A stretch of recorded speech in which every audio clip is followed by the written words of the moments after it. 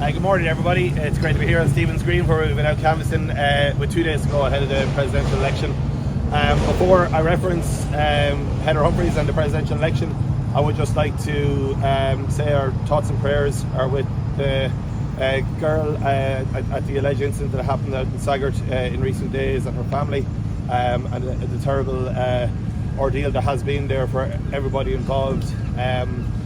And to say we will work very closely with Minister Norma Foley in terms of her review that she's instigated with TUSLA as to the circumstances of the care of that girl from a TUSLA perspective. But also to say that the incidents last night involving Garda Síochána and the completely unacceptable scenes of thuggery and rioting that happened at Citywest is completely unacceptable. An attack on Garda Síochána is an attack on us all. And we wish a speedy recovery to the Garda who was injured last night.